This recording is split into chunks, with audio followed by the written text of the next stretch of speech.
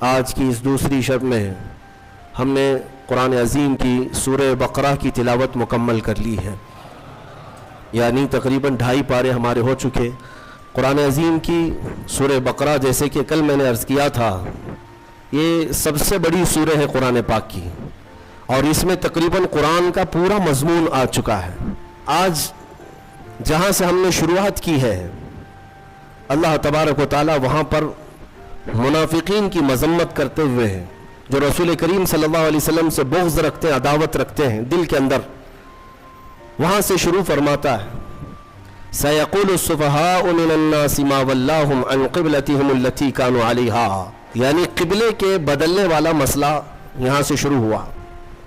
بات یہ تھی کہ پہلے تمام مسلمانوں کا قبلہ بیت المقدس تھا، مسجد اقصی جو فلسطین میں آج واقع ہے، بیت المقدس مسجد اقصی کی طرف سب لوگ منہ کر کے نماز پڑھتے تھے۔ پچھلے انبیاء کرام کا بھی قبلہ رہا ہے، بہت سارے انبیاء کرام علیہ السلام کا قبلہ بیت المقدس ہی تھا۔ خود رسول کریم صلی اللہ تعالیٰ علیہ وسلم بھی بیت المقدس کی طرف منہ کر کے ہی نماز پڑھتے رہے، جب تک مدینہ طیبہ میں ہجرت کر کے پہنچے، اور وہاں پر بھی 17 مہینے تک حضور پاک صلی اللہ علیہ وسلم مسجد اقصی بیت المقدس کی طرف منہ کر کے نماز پڑھتے رہے۔ لیکن ایک وقت ایسا آیا میرے عزیزو، رسول کریم صلی اللہ تعالیٰ علیہ وسلم ظہر کی نماز پڑھا رہے تھے صحابہ کو۔ مدینے میں دونوں قبلوں کا جو رخ ہے بالکل اپوزٹ ہے، بیت المقدس اس طرف ہے، خانہ کعبہ اس طرف ہے، دونوں اپوزٹ سائیڈ میں ہیں، دو قبلے۔ حضور اکرم صلی اللہ تعالیٰ علیہ وسلم ظہر کی نماز صحابہ کو پڑھا رہے تھے بیت المقدس کی طرف منہ کر کے، 2 رکعت ہو چکی تھی۔ دل میں خیال آیا رسول کریم کے کہ کاش ہمارا قبلہ بیت المقدس کی بجائے خانہ کعبہ ہوتا تو کتنا اچھا ہوتا، کیونکہ رسول کریم صلی اللہ علیہ وسلم کو مکہ سے بڑی محبت تھی، لگاؤ تھا، پیدائشی وطن بھی ہے، اللہ کا گھر بھی ہے۔ خانہ کعبہ کی طرف اگر ہمارا منہ ہوتا تو کتنا اچھا ہوتا، یہ کہاں حضور پاک کے دل میں خیال آیا، اور اس خیال کے آتے رسول کریم صلی اللہ علیہ وسلم اپنا چہرہ آسمان کی طرف اٹھا رہے تھے، کبھی آسمان کی طرف دیکھتے اور پھر نماز پڑھاتے۔ 2 رکعت ہو چکی ہے، اور جب رسول کریم صلی اللہ علیہ وسلم کا چہرہ آسمان کی طرف اٹھا، فوراً جبرائیل امین آیت لے کر نماز میں ہی داخل ہوئے، نازل ہوئے۔ کیا آیت تھی جس کی آج ہم نے تلاوت کی ہے؟ فرماتا ہے مولا قد نرا تقلب وجہک فی السماء، اے محبوب ہم آپ کا چہرہ اٹھانا دیکھ رہے ہیں، آسمان کی طرف آپ جو چہرہ اٹھا رہے ہیں آپ، وہ ہم دیکھ رہے ہیں۔ اللہ فرماتا ہے فَلَنُوَلِّيَنَّكَ قِبْلَةً تَرْضَاهَا، ہم آپ کو اسی طرف پھیر دیں گے جہاں آپ کی مرضی ہوگی، ہم آپ کو اسی طرف پھیر دیں گے، اسی طرف آپ کا قبلہ بنا دیں گے جہاں آپ کی مرضی ہوگی۔ خدا کی رضا چاہتے ہیں دو عالم، اور خدا چاہتا ہے رضا محمد۔ آپ کی مرضی جس طرف ہوگی ہم آپ کو اسی طرف پھیر دیں گے۔ اتنی بات ہی نہیں، اس کے فوراً بعد جو آیتیں آپ تلاوت کریں گے قرآن پاک سورہ بقرہ میں 2 پارے کا پہلا صفحہ جب آپ پڑھیں، ترجمے سے پتہ چلے گا آپ کو، یہ آیتیں تو آئی، اے محبوب ہم آپ کا آسمان کی طرف چہرہ اٹھانا دیکھ رہے ہیں، ہم آپ کو اسی طرف پھیر دیں گے جہاں آپ کی مرضی ہوگی۔ اس کے فوراً بعد آیت آتی ہے فَوَلِّ وَجْهَكَ شَطْرَ الْمَسْجِدِ الْحَرَامِ، دیر کس بات کی محبوب، ابھی اسی حالت میں آپ قبلہ بیت المقدس کی بجائے کعبے کی طرف کر لیں، بیت المقدس کی بجائے کعبے کی طرف ابھی کر لیں، نماز کی حالت میں۔ حکم نماز کی حالت میں ہوا، اور رسول کریم صلی اللہ علیہ وسلم 2 رکعت کے بعد پھر گئے بیت المقدس سے کس طرف؟ خانہ کعبہ کی طرف۔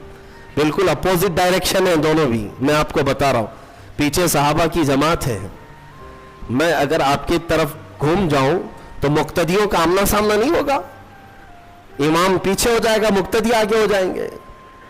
ایک روایت میں ہے رسول کریم صلی اللہ تعالیٰ علیہ وسلم چل کر کے ان صفوں میں سے بیچ میں سے آگے گئے، اور صحابہ نے جب دیکھ لیا حضور کا چہرہ اس طرف تو پوچھا نہیں کیوں، سبوں نے اسی طرف کر لیا۔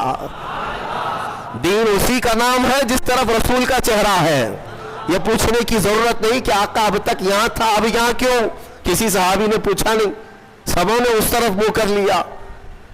नमाज के आलम में पूछ तो नहीं सकते, लेकिन जब रसूल का चेहरा देखा, मेरे अजीजों यही तो असल दीन है। इकबाल कहता है बमुस्तफा रसां खैश के दी हमऊस्त, अपने आप को नबी के कदमों तक पहुंचा दे, दीन यही है। गर्ब उन रसीदी तमाम बुल हबीस, और अगर तुम रसूल तक नहीं पहुंच सके तो पूरी जिंदगी अबू लहब की तरह है। अबू लहब है, हुजूर तक पहुंच जाना यही दीन है, और सहाबा इसको समझते थे। हुजूर का चेहरा उस तरफ हुआ तो सब सहाबा घूम गए।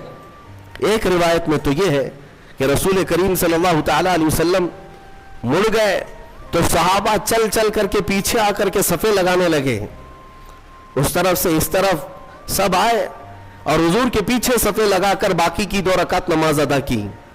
उस नमाज में चेहरा भी बदला, चलत फिरत भी हुई, लेकिन नमाज किसी की नहीं टूटी, इसलिए कि वो सारे सहाबा रसूल की इताअत में थे। एक सहाबी नमाज पढ़ रहे थे, हुजूर ने बुलाया उनको नाम लेकर, वो नमाज पढ़ते रहे। मेरे आका ने फिर बुलाया, वो नमाज पढ़ रहे थे। फिर सलाम फेर कर दौड़े दौड़े आए, या रसूल अल्लाह आपने बुलाया? हुजूर ने फरमाया मैं तो काफी देर पहले बुलाया था, अब आ रहे हो? कहा आका नमाज पढ़ रहा था। हुजूर ने फरमाया क्या तुमने कुरान की आयत नहीं सुनी? या अय्युहल्लज़ीना आमनुस्तजीबू लिल्लाहि वलिर्रसूली इज़ा दआकुम, ऐ ईमान वालो अल्लाह और उसके रसूल जब बुलाएं तब हाजिर हो जाओ, चाहे नमाज में ही क्यों ना हो। फरमाया नमाज में ही क्यों ना हो, हाजिर होना है। हुजूर ने अगर निदा दे दी, उस सहाबी ने पूछा नमाज छोड़कर आ जाओ? सुनो अब मसला क्या है। फरमाया गया कि हाँ, 2 रकात अगर तुमने पढ़ ली, 4 रकात वाली नमाज पढ़ रहे थे असर की, 2 रकात पढ़ चुके थे या 1 रकात पढ़ चुके थे, रसूल ने बुलाया, नमाज छोड़ करके चले आए। हुजूर ने पूछा खैरियत, तबीयत कैसी, सारी चीजें बातचीत हुई। हुजूर ने बाजार भेजा, सामान ले आओ, सौदा सलफ खरीदो, फलां को दे आओ। सब सामान दिया, खरीदा, खरीदो फरोख्त किया, वापस आया। फरमाया गया जहां से छोड़ा था वहीं से कंप्लीट करो, कंटिन्यू करो, फिर से दोहराने की जरूरत नहीं। 2 रकात हुई थी, आगे की 2 रकात कंप्लीट कर लो, कंटिन्यू करो। क्यों? इसलिए कि ये बीच में जो तुम जो कुछ भी करते रहे, ये नमाज के बाहर नहीं, ये भी रसूल की इताअत है। बमुस्तफा रसां खैश के दी हमाऊस, इसीलिए इकबाल ने कहा अपने आप को नबी के कदमों तक पहुंचा दे, यही दीन है। किबला बदल जाने के बाद पूछा किसी सहाबी ने कि या रसूल अल्लाह हम तो इस तरह मुंह करके नमाज पढ़ते थे, मैं अगर आपके सामने, आप 1000 मेरे चाहने वाले क्यों ना हो, 1000 मेरे आशिक क्यों ना हो, मुसल्ले से अगर मेरा मुंह घूम गया तो सारे पकड़ के मुझे घुमाएंगे सीधे, इमाम साहब सीधे किबले की तरफ हो जाओ। या अगर किसी ने नहीं घुमाया तो बाद में तो बोलेंगे आपका किबला सही नहीं था, आप इस तरफ मुंह करके पढ़ रहे थे, किबला ऐसे था। मेरे अजीजों शरीयत सबके लिए है, लेकिन रसूल जो करे वही शरीयत है। हुजूर पाक सल्लल्लाहु अलैहि वसल्लम अगर घूम गए पूरे अपोजिट डायरेक्शन में, किसी सहाबी ने पूछा भी नहीं, बल्कि खुद भी घूम गए हुजूर की तरफ, और रसूल करीम सल्लल्लाहु तआला अलैहि वसल्लम की इक्तिदा में नमाज कंप्लीट की। वो एक नमाज ऐसी है, 4 रकात वाली एक नमाज ऐसी है, 2 रकात बैतुल मुकद्दस की तरफ मुंह करके और 2 रकात खाने काबा की तरफ मुंह करके, बाकी किसी की ऐसी नमाज नहीं है। आज भी वो मस्जिद मदीना तैयबा में मौजूद है जिसको मस्जिद क़िबलतैन कहते हैं, जहां यह किबला बदला था। हुजूर पाक सल्लल्लाहु तआला अलैहि वसल्लम के चेहरे पाक का हाल ये है कि अगर आसमान की तरफ उठ जाए तो क़यामत तक के लिए किबला बदल जाए। सोचो तो जरा सही, उस चेहरे पाक का असर यह है कि अगर उठ गया आसमान की तरफ तो हमेशा के लिए किबला बदल गया। तो एक बार वो चेहरा अगर हम सब की तरफ हो जाए, मेरे आका आओ कि मुद्दत हुई है, तेरी राह में अखियां बिछाते बिछाते बड़े दिन हुए हैं, तेरी हसरतों में तेरी यादों में बड़े दिन हो गए, घर को सजाते सजाते। ऐ मोमिनो तमन्ना ये करो हुजूर की बारगाह में हमेशा कि वो चेहरे जमाले जहां आरा एक बार नजर आ गया तुम्हें, तो तुम्हारा ये इधर उधर का किबला बदल जाएगा, फिर तुम्हारा किबला उसी महबूबे दो जहां की तरफ होगा। ہمارے دلوں کے قبلے کو بدلنا بھی یہ میرے حبیب پاک صلی اللہ علیہ وسلم کا اثر ہے۔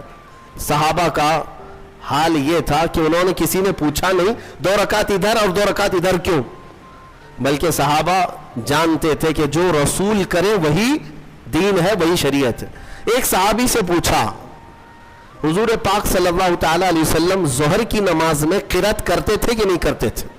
آپ سب کو معلوم ہے نا 3 نمازیں جہری ہیں، 2 نمازیں سری ہیں، فجر مغرب عشاء، اس میں زور سے قرات کرتے ہیں امام، ہے نا؟ اور ظہر اور عصر میں زور سے نہیں کرتے، خاموش۔ لیکن کرتے ہیں کہ نہیں کرتے تم کو کیا معلوم؟ خاموش کھڑے رہتے نا امام، تو آپ کو پتا ہے پیچھے صفوں میں کھڑے رہتے امام صاحب پڑھتے بھی ہیں کہ نہیں پڑھتے، کسی کو نہیں پتا۔ اب حضور پاک صلی اللہ علیہ وسلم ظہر کی نماز میں آہستہ ہی صحیح کچھ پڑھتے تھے کہ نہیں پڑھتے تھے؟ ایک صحابی سے پوچھا گیا، اس صحابی نے کہا ہاں رسول اللہ تلاوت کرتے تھے۔ کہا سنائی دیتا تھا؟ کہا نہیں۔ کیسے پتا؟ وہ صحابی کہتے ہیں میں پیچھے صف میں کھڑا رہتا اور حضور کے چہرے کی طرف دیکھتا، آپ کی داڑھی مبارک ہلتی رہتی تھی، داڑھی مبارک ہلتی رہتی تھی۔ اس کا مطلب یہ ہے کہ میرے آقا نماز میں خاموش نہیں تلاوت کیا کرتے تھے۔ اے میرے عزیزوں، ان صحابہ سے پوچھو نماز میں تمہیں کعبے کی طرف دیکھنا چاہیے یا رسول کے چہرے کی طرف؟ ان صحابہ کی ترجمانی اگر کہیں سے ملتی ہے تو بریلی کے امام کی زبان میں، وہ کہتا ہے حاجیوں آؤ شہنشاہ کا روضہ دیکھو، کعبہ تو دیکھ چکے، کعبے کا کعبہ دیکھو، کعبے کا کعبہ دیکھو۔ صحابہ جو دیکھتے تھے وہ کیا تھا؟ کعبے کا کعبہ تھا، اور وہ ان کی نمازیں نہیں ٹوٹتی تھی۔ اب کے زمانے میں امام کے پیچھے ہیں آپ، لیکن امام کو دیکھتے مت رہو نماز میں کہ امام کی ٹانگ اٹھی ہے یا پیر اٹھا ہے، پائجامہ نیچے آیا ہے، کیا ہو رہا ہے اس کا نماز میں، یہ تمہیں حکم آج نہیں ہے۔ نماز میں اگر کھڑے ہو گئے تو قبلے کی طرف منہ رہے۔ صحابہ کرام کا حال یہ تھا کہ وہ اپنے رسول کو دیکھا کرتے۔ آج مدینہ طیبہ میں اگر آپ جائیں گے، اللہ سب کو حاضری نصیب فرمائے۔ یہ حضور کا محراب اس طرف ہے سامنے، حضور پاک صلی اللہ تعالی علیہ وسلم کا محراب سامنے ہے، اور جب محراب کی طرف منہ کر کے کوئی کھڑا رہے گا تو بائیں ہاتھ کی جانب حضور صلی اللہ تعالی علیہ وسلم کا حجرہ، جو روضہ ہے آج بھی حضور کا، وہی حضور کا حجرہ تھا جس میں میرے آقا صلی اللہ علیہ وسلم حضرت عائشہ صدیقہ رضی اللہ تعالیٰ عنہا کے ساتھ قیام فرماتے۔ وہ حجرہ عائشہ صدیقہ ہے جس میں میرے آقا دفن ہے آج۔ کہاں ہے وہ؟ یہ سامنے محراب اور ادھر بالکل بائیں سائیڈ میں حجرہ ہے حضور کا، دروازہ بھی اس کا وہی تھا۔ جب اقامت یہاں بولتا مؤذن، حضور حجرے سے نکلتے تھے، اور جب حضور حجرے سے نکلتے صحابہ کھڑے ہو جاتے تھے اور صفیں لگ جاتی تھی۔ اندازہ کرو قبلہ ادھر ہے اور حضور کا حجرہ ادھر ہے بائیں جانب۔ حضور اکرم صلی اللہ تعالی علیہ وسلم کی وفات سے چند دنوں پہلے کی بات ہے، یہ آخری ایام ہے ظاہری زندگی کے، جب رسول کریم صلی اللہ تعالی علیہ وسلم علالت میں تھے، تکلیف بہت زیادہ تھی، بخار کی شدت تھی، 1 مہینے تک بخار کی شدت رہی سفر کے مہینے میں۔ ان دنوں میں بعض مرتبہ ایسا ہوا حضور اکرم صلی اللہ تعالی علیہ وسلم اپنے حجرے سے نکلتے تو 2 صحابہ کے کندھوں پر ہاتھ رکھ کر کے آتے تھے، تکلیف کی شدت تھی لیکن پھر بھی مسجد میں آ جاتے تھے۔ لیکن آپ کی وفات سے چند دن پہلے ایسے حالات پیش آئے کہ حضور اپنے حجرے سے باہر نہیں آتے تھے۔ صحابہ کی نمازیں کون پڑھاتا تھا؟ حضرت ابو بکر صدیق پڑھاتے تھے، مصلی پر آپ بڑھتے، نمازیں آپ پڑھاتے۔ 17 نمازیں حضرت ابو بکر صدیق نے پڑھائی۔ ایک روایت میں پڑھتا ہوں تو آنکھیں بھیگ جاتی ہیں، مغرب کی اذان ہو چکی، صفیں لگ چکی، مؤذن اقامت بول چکا، حضرت ابو بکر صدیق مصلی پر جا چکے، تکبیر باندھ لیے، اچانک حضور کا حجرہ کھل گیا۔ کئی دن سے میرے آقا آئے نہیں تھے، جیسے حجرہ کھلا سارے صحابہ مڑ کر کے میرے آقا کی طرف دیکھنے لگ گئے، قبلے کی طرف نہیں، حجرے کی طرف سب مڑ گئے۔ اور جب رسول کریم صلی اللہ تعالی علیہ وسلم کے چہرے پاک کی چمک دیکھا، سارے صحابہ کے دلوں میں ایسی رقت طاری ہو گئی، ان کی آوازیں بلند ہو گئی، बाज ने हाथ पर आवाज मार मार करके कहा, अबू बकर पीछे आ जाओ, आफताब रिसालत आ चुके हैं, रसूल करीम सल्लल्लाहु ताला अलैहि वसल्लम आ चुके। मैं ये नमाज की हालत की बात कर रहा हूं, नमाज की हालत। सहाबा जानते थे कि रसूल की रजा ही ये अल्लाह तक पहुंचने का जरिया है। अगर रसूल को राजी कर लिया तो सारी इबादतें हैं, और अगर वो राजी ना तो सारी इबादतें फजूल हैं। सहाबा इकराम रिदवानुल्लाह ताला अलैहिम अजमईन ने जब आवाज लगाई तो वो अबू बकर सिद्दीक मुसल्ले पर जो है, मेरे अजीजों, मुसल्ले पर जा चुका इमाम, तकबीर बांधा हुआ इमाम, जब आवाज आई पीछे से तो वो खुद भी बाएं जानी मुड़कर देखते हुए पीछे की तरफ आने लग गए। नमाज तोड़ करके नहीं, रकात बांध करके पीछे की तरफ आने लग गए। रसूल करीम सल्लल्लाहु ताला अलैहि वसल्लम जब तशरीफ लाए तो मुसल्ले पर मेरे आका सल्लल्लाहु ताला अलैहि वसल्लम को बिठाया गया।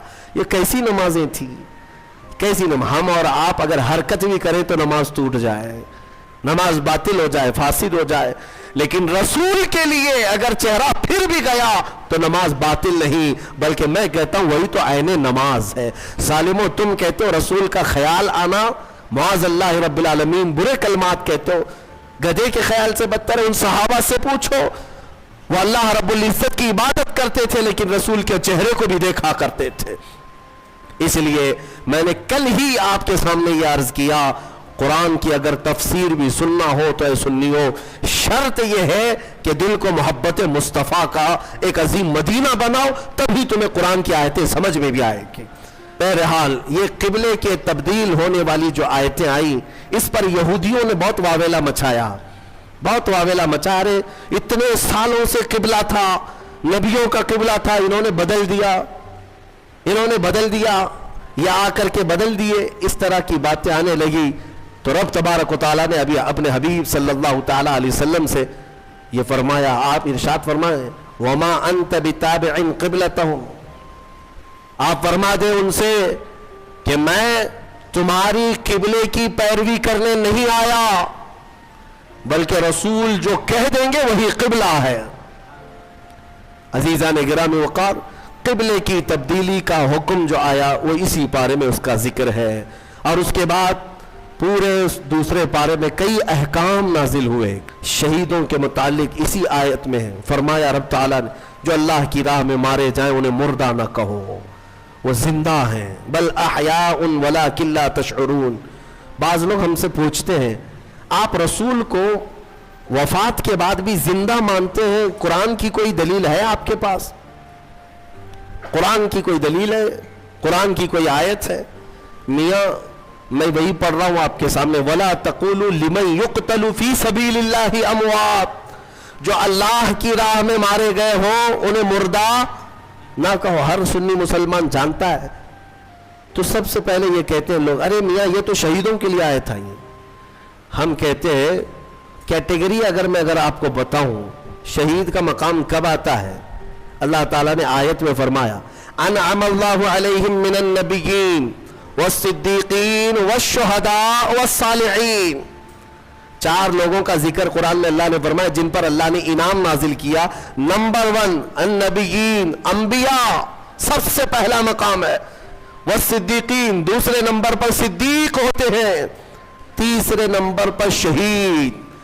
तीसरे नंबर वाला जब अपनी कब्र में जिंदा हो सकता है तो पहले नंबर वाला क्यों नहीं जिंदा हो सकता? हुजूर की वफात के 50 साल बाद 60वीं हिजरी में मदीने में एक सैलाब आया। तवज्जो चाहता हूं, यह हदीस में मौजूद है। सैलाब आया और पानी इतना भर गया कि मस्जिद नबवी में भी आया। मस्जिद नबवी में जब पानी आया तो हुजूर के हुजरे में भी दाखिल हुआ। मट्टी की कब्रें थी, एक कब्र खुल गई। कब्र खुल गई तो पैर बाहर नजर आने लगा, खूबसूरत पैर। मदीने वाले सब जमा हो गए कि रसूलुल्लाह का पैर नजर आने लगा। कब की बात? 60वीं हिजरी की बात कर रहा हूं। 60 हिजरी, हुजूर की वफात के 50 साल बाद। तो सहाबा भी जमा हुए। उसमें फिर एक ताबई हज़रत उरवा बिन ज़ुबैर रज़ी अल्लाह, वो आगे बढ़े और उन्होंने कहा, गौर से देखा, कदम को छुआ भी और लोगों से कहा, ऐ मदीने वालों, یہ اللہ کے رسول کا قدم نہیں، یہ عمر ابن خطاب کا قدم ہے۔ میں اچھی طرح سے جانتا ہوں، واللہ ہذہ لقدم عمر، قسم خدا کی یہ پیر عمر ابن خطاب کا ہے۔ اور روایت بیان کرنے والے کہتے ہیں کہ پیر کو جب چھوتے تھے تو خون اپنی جگہ سے ہٹ جایا کرتا تھا، جیسے زندوں کو چھوئیں تو خون ادھر سے ادھر ہوتا ہے۔ یہ 60ویں ہجری میں کس کا پیر؟ عمر ابن خطاب رضی اللہ تعالیٰ عنہ کا، جن کے پہلو میں آرام کرنے والا زندہ ہے، تو پھر اس رسول کی برکت کا حال کیا ہوگا؟ تو زندہ ہے واللہ، تو زندہ ہے واللہ، میری چشم عالم سے چھپ جانے والے، جو تم کو مردہ کہے وہ مردہ ہے واللہ، اور اے رسول پاک تم زندہ ہو واللہ، تم زندہ ہو واللہ۔ آج کے پارے میں ہم نے جو تلاوت کی وہ ہے حج کے احکام، تقریباً اس میں آ گئے۔ الحج اشہر معلومات، اب رمضان کے بعد جو مہینہ شروع ہوگا وہ حج کا مہینہ ہے۔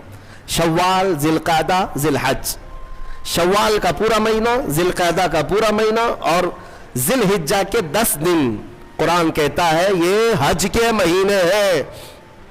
فمن فرض فیہن الحج، جس پر حج فرض ہو گیا پھر وہ کوئی گناہ نہ کرے، فلا رفث ولا فسوق ولا جدال فی الحج، زنا، خواہشات نفسانیہ، یا پھر جھگڑا، یا پھر کوئی ایسا فسق والا عمل نہ کرے، حج جس پر فرض ہو گیا۔ اب حج کس پر فرض ہوا؟ ہمارے ہاں تو یہی حال ہے کہ بیٹی کی بھی شادی ہو چکی ہو، بیٹے کی بھی ہو چکی ہو، سب کے عقیقے بھی ہو چکے ہوں، ان کے تمام کام سب ہو چکے ہوں، بال سفید ہو گئے ہوں، کمر ٹیڑھی ہو گئی ہوں، تب حج فرض ہو رہا ہے۔ میاں حج کیا فرض ہو رہا ہے؟ اس وقت تو قبر فرض ہونے والی ہے۔ ابھی حج جو ہے عمر کے اعتبار سے فرض نہیں ہے۔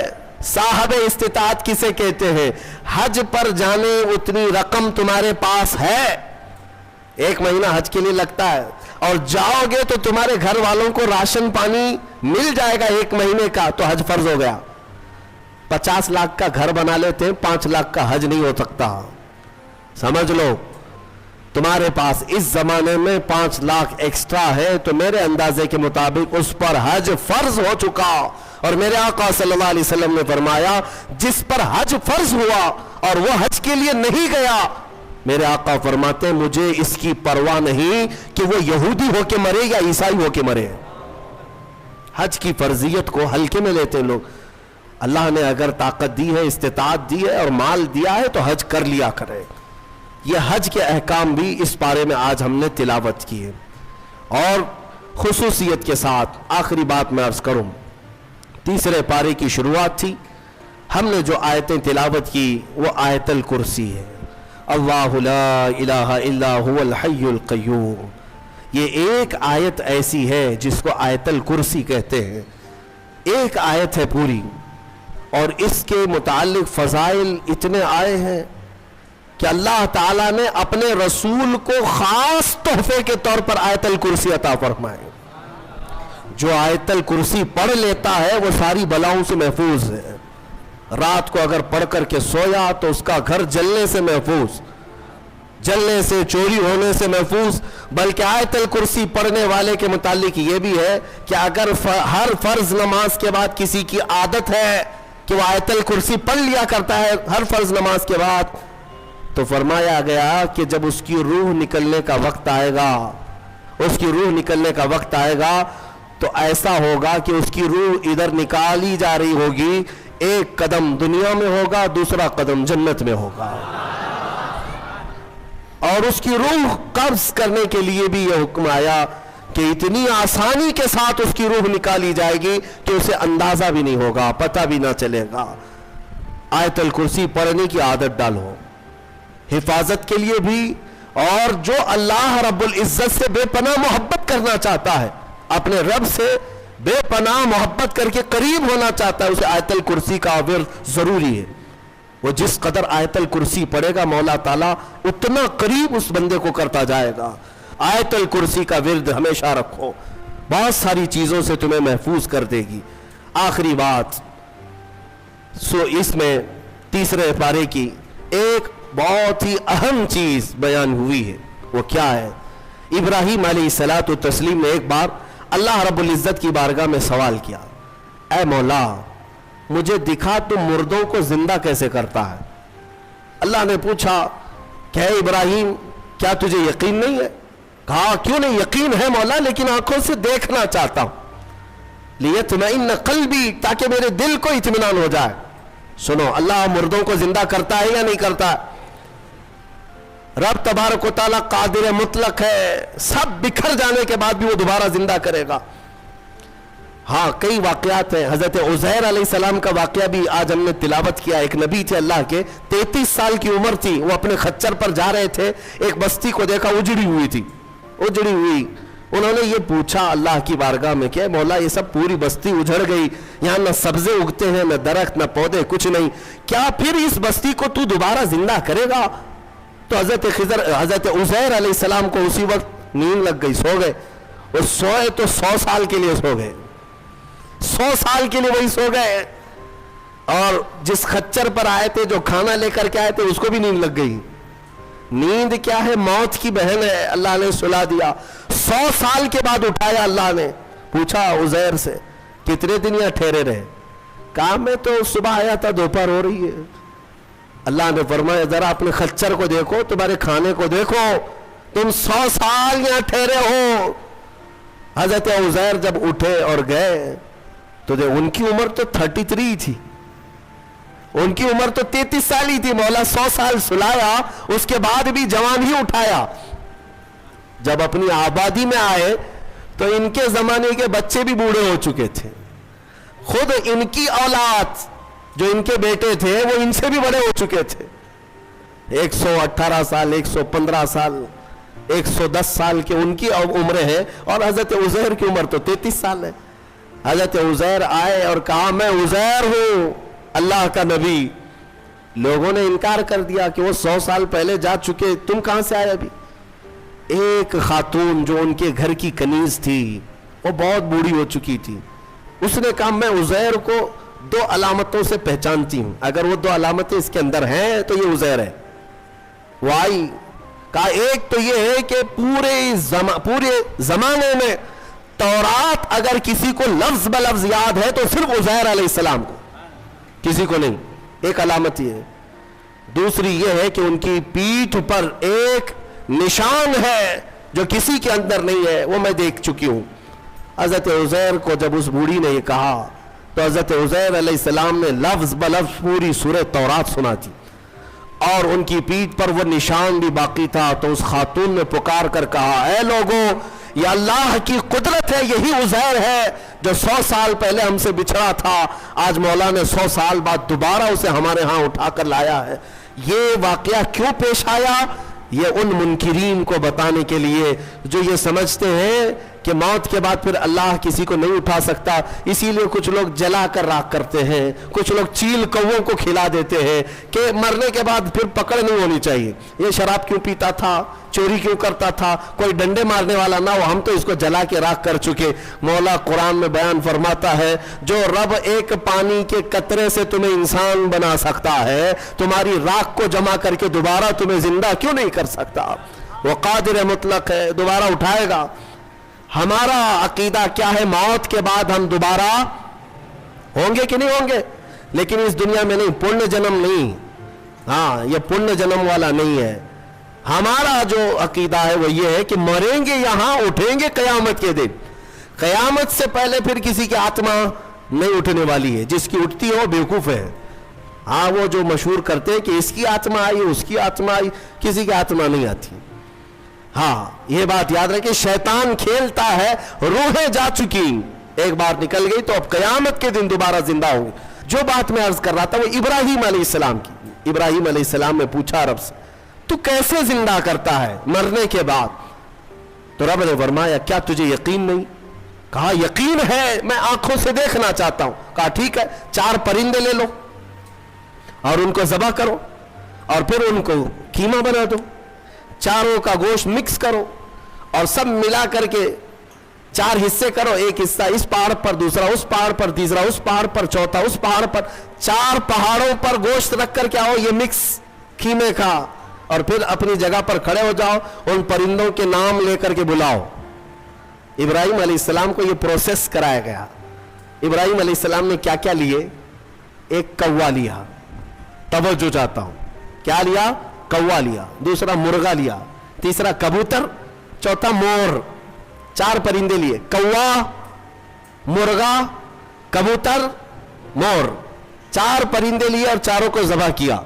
फिर उनका कीमा बनाया, गोश्त सब कीमा बनाकर मिक्स किया और 4 हिस्सों में 4 पहाड़ों पर रखकर आए। फिर अपनी जगह पर आकर के उन्हें पुकारा। अल्लाह के हुक्म से मुर्गा भी आए, कौवा भी आए, कबूतर भी आए और मोर भी आए। खुदा की कुदरत देखिए, वो कीमा हवा में उड़ने लगा और जिस जिस परिंदे का जो गोश्त था वो अपने अपने जिस्म में मिलने लगा।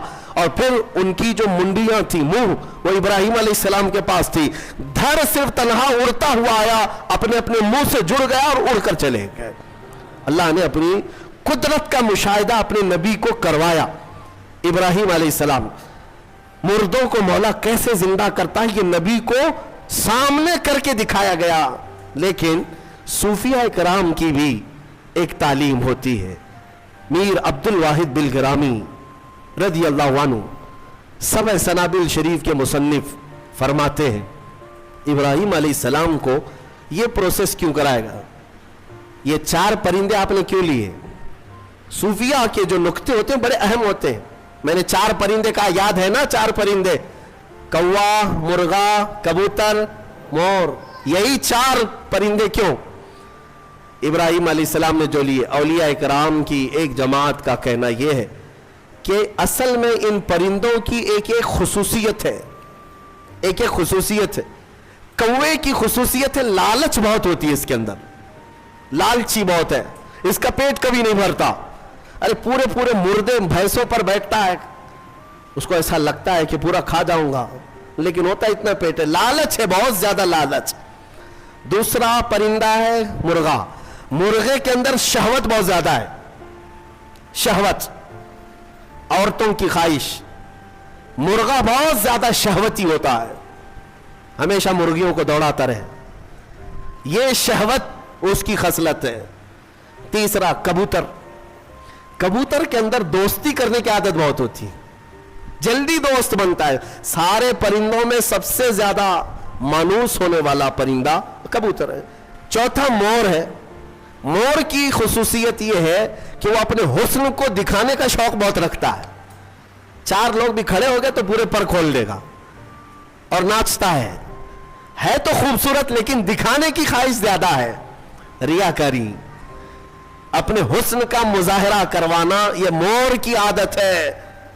हजरत मीर अब्दुल वाहिद फरमाते हैं, ऐ मुसलमानों, अल्लाह ने जो हुक्म किया अपने नबी इब्राहिम को, ये 4 परिंदे नहीं, कौवा, मुर्गा, कबूतर, मोर, ये ज़बा नहीं किए, बल्कि इब्राहिम अलैहिस्सलाम ने जो ज़बा किया वो क्या है? लालच को ज़बा किया, शहवत को ज़बा किया, दोस्ती करने वाली आदत को ज़बा किया, हुस्न को दिखाने वाली खसलत को ज़बा किया। जब इन बुरी खसलतों को कोई ज़बा करता है तो मौला मुर्दों को जिंदा करने वाली कुदरत भी दिखाता है। ये है असल। अगर आज भी रब ताला की कुदरत के मुशाहिदे चाहते हो कि आंखों से हम भी कुछ देख सके, इन 4 आदतों को ज़बा करो। पहले ज़बा करो। ज़बा करने का मतलब ये लालच खत्म हो जाए, शहवत खत्म हो जाए, दोस्ती करने की आदत। कुछ लोगों को ऐसा लग रहा होगा सारे दोस्तों को बुरा कह रहे हैं, नहीं, दोस्त बनाओ अच्छे, वो दोस्त जो तुम्हें अल्लाह से करीब करे। वरना कुरान में है, कई लोग ऐसे होंगे जो कयामत के दिन ये पुकारेंगे। 19वें पारे की आयत है, या वैलता लैतनी लम अत्तखिज़ फुलानन खलीला, ऐ काश मैं फलां को दोस्त नहीं बनाया होता तो कितना अच्छा होता, मैं जहन्नम में नहीं जाता। कई लोग ऐसे होंगे सिर्फ दोस्ती की वजह से दोजख में जा रहे होंगे, दोस्ती की वजह से। तुम क्या समझते हो, अरे गैरे सबसे दोस्ती कर लेना चाहिए? दोस्त अगर किसी का बुरा है तो वो तुम्हें जहन्नम तक ले जा सकता है। इसीलिए हर अरे गैरे नत्थु खेरे से दोस्ती मोमिन की शान नहीं है। वो दोस्ती भी उससे करता है जो उसे अल्लाह से करीब करे और अपने मुस्तफ़ा से करीब करे। मैं सब आयतें बयान करता जाऊं, रात निकलती जाएगी। वैसे वक्त दाम की किल्लत دامنگیر ہر دن رہتی ہے۔ اللہ تبارک و تعالی ہم سب کو کہنے سننے سے زیادہ عمل کی توفیق عطا فرمائے۔ مولا قرآن کی تفسیر پر ہم سب کو عمل کی توفیق عطا فرمائے، اور ہمارے دلوں میں عشق مصطفیٰ اور حضور اکرم صلی اللہ علیہ وسلم کی محبت کا اور ان کی عزت کا پہرا دینے کی ہمیں توفیق عطا فرمائے۔